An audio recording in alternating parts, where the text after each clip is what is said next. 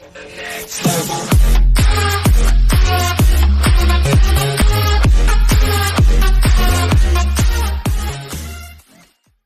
the things Trump is blaming for El Paso. Editors note the opinions in this article are the authors, as published by our content partner, and do not necessarily represent the views of MSN or Microsoft. President Trump has only allowed mention of white supremacy to escape his lips on 2 occasions in his political career.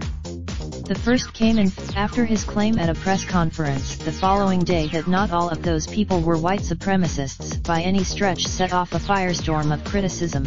He reverted to his earlier formula, quoting the original statement again a week later at a rally in Arizona. Since then, so it was notable that Trump once again used the phrase Monday morning, speaking about massacres in El Paso, Texas, and Dayton, Ohio, over the weekend. The shooter in El Paso posted a manifesto online consumed by racist hate, Trump said at the White House. In one voice, it was a strange speech, with Trump sticking closely to prepared remarks and uttering words humoulous, barbaric, cruel yet are unusual for him. He spoke from yet Trump complicated his call for Americans to speak with one voice against white supremacy by also blaming a slew of other factors for the shootings.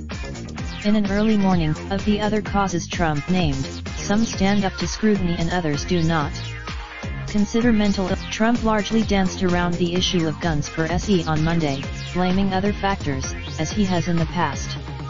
In the aftermath, Trump devoted as much time to gruesome and grisly video games Monday as he did to white supremacy, but the evidence about links between real-life violence and video games is shadowy at best. Trump is on firmer ground talking about the Internet. We must recognize, scholars of extremism broadly agree that the Internet is a powerful vector for encouraging extremism, including its most violent forms. It is not clear, Trump has not shown particular understanding of the importance of free speech, and his tweeted attack on the media is as disturbing on First Amendment grounds as it is nonsensical.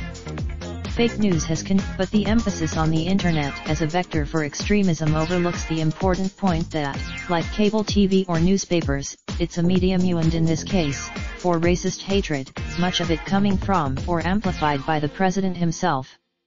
It's the content. After the March massacre in Christchurch, New Zealand, the president was asked whether he worried about white nationalist violence.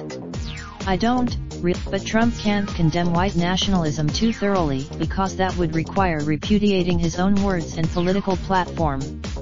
Appealing to races, a manifesto apparently posted by the El Paso shooter speaks of an invasion of immigrants, echoing Trump's own language. A researcher for the perils of the Internet and social media cannot be ignored and they will not be ignored, Trump said Monday. If he means it. Raindrop, truck top, top smoking, no cooking the hot pot. Fucking on your bitch, yeah, that. Looking up, open the park pot.